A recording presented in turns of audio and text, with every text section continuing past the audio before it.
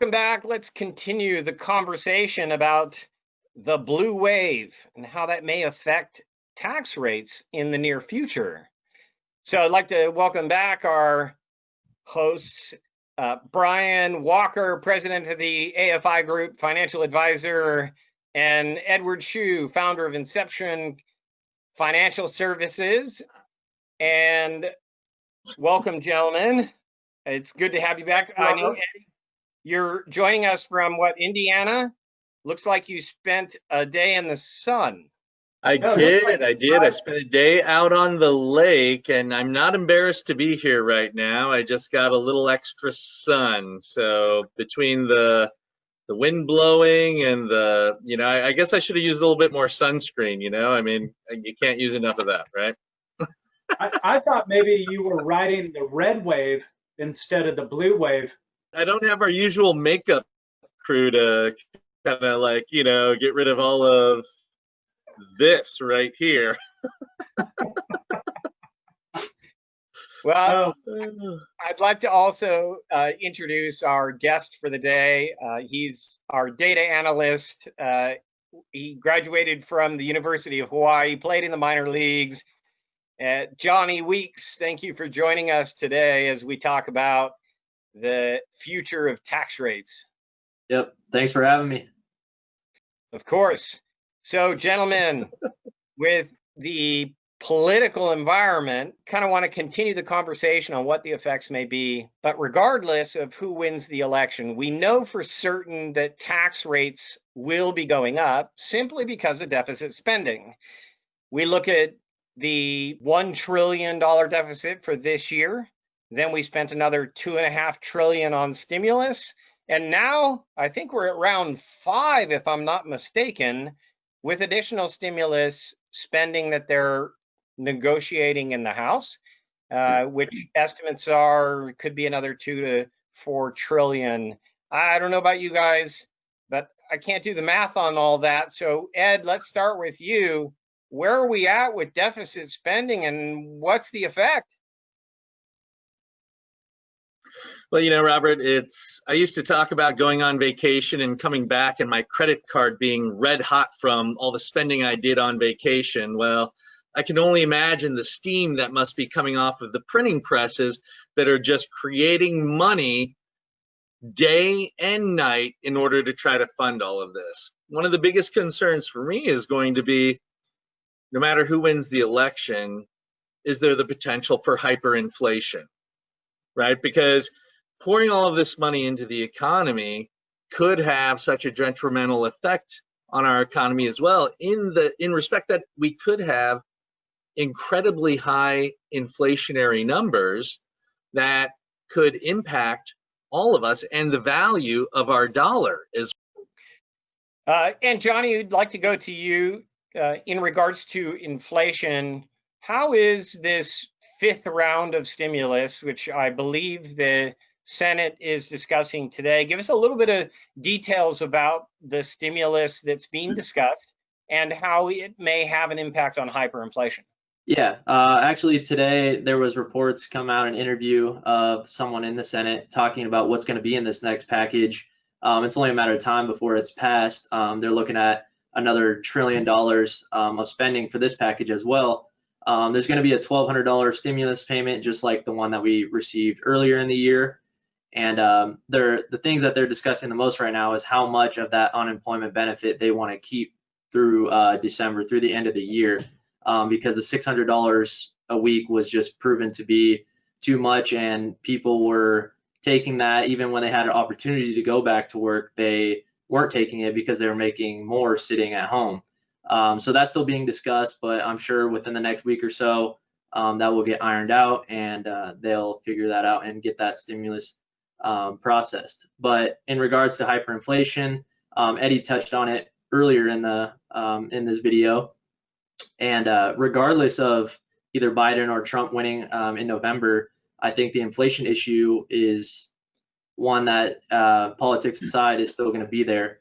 I don't know if anybody else follows really the commodity pricing, but gold and silver have reached 10-year highs, and if you guys don't believe that hyperinflation will be an issue with all this stimulus package that we've done this year, those numbers are just kind of proving that people are already thinking of different ways to store their money, and gold's at 10-year highs, and even things like Bitcoin. I know we don't really talk about that type of stuff, but people are just doing anything they can because they know that the amount of printing that's going on is just unsustainable. And when the dollar begins to depreciate, there's only a couple things that the government can do, and we're at near zero rates right now, so they can increase rates, but that's obviously bad for the economy, and if we're experiencing a recession, they're not going to want to do that.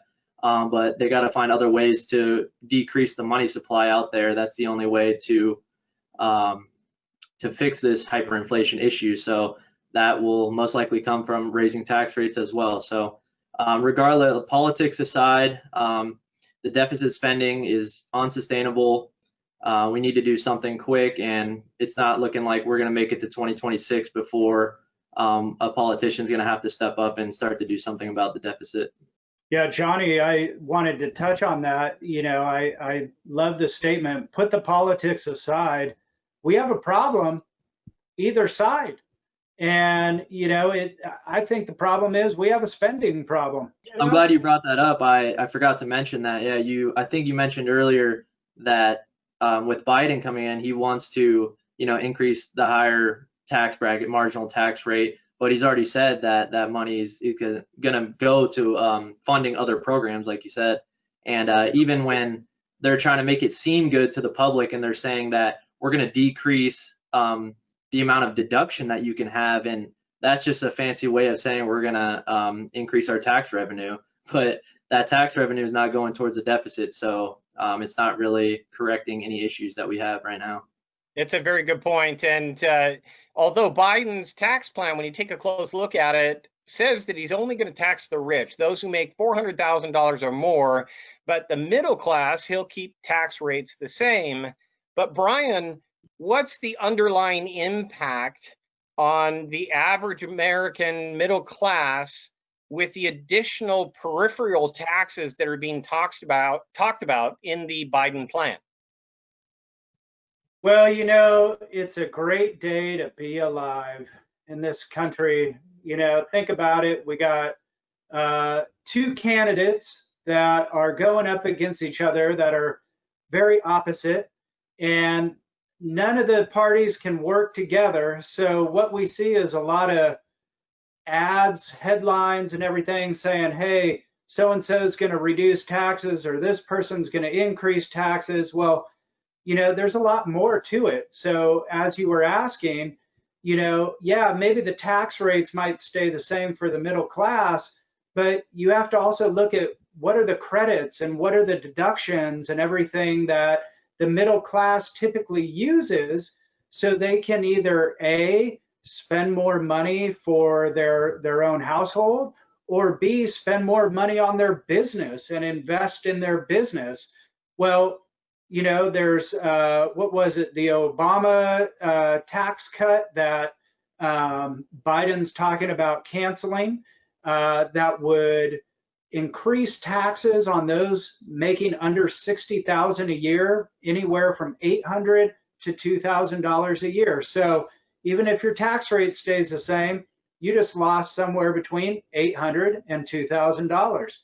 Well, also there's deductions that we use, and those deductions are going to be capped under Biden's new tax law. So that means, if you're a homeowner and you have all those tax deductions for your interest on your mortgage, your property tax, so on and so forth, well, you're going to be capped on a lot of that stuff. So you're really ending up paying more. Most people in the country think that the solution to the problem is to tax the rich.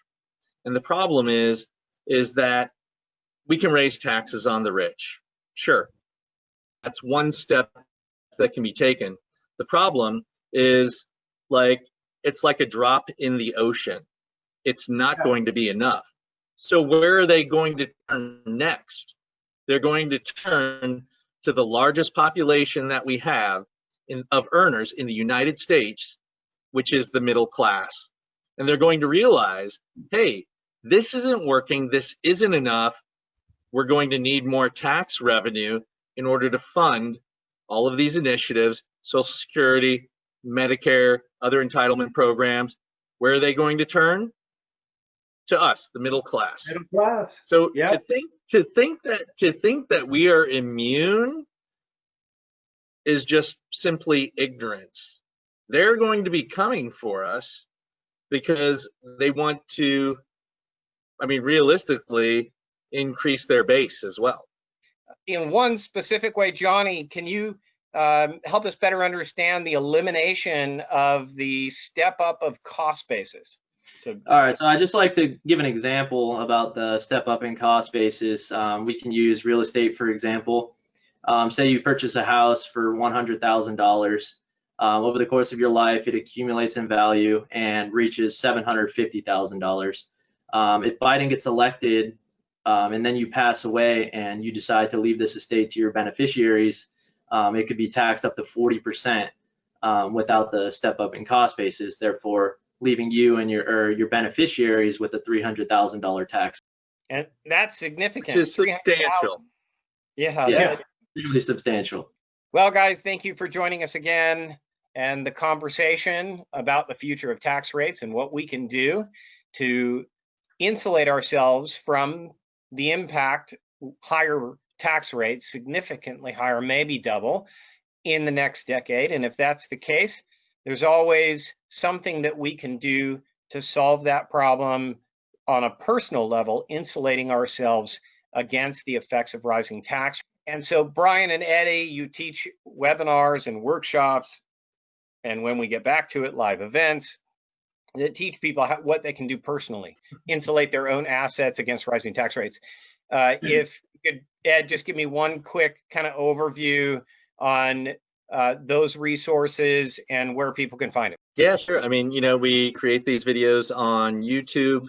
You can go to the afigroup.com. We have a blog with articles that we write as well as videos. We also have events there that show all the webinars that are upcoming.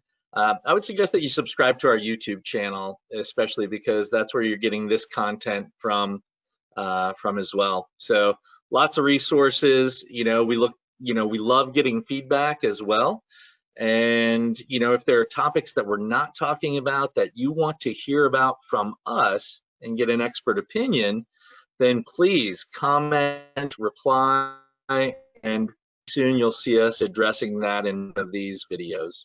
And Brian, real quick, give us a bit of information on the taxes in retirement webinar that you teach and the specifics of how they can access participating in that webinar and learning the strategies involved that can protect them. Yeah, so we do those webinars on a regular basis. We have the listing on our events page on our website, afigroup.com.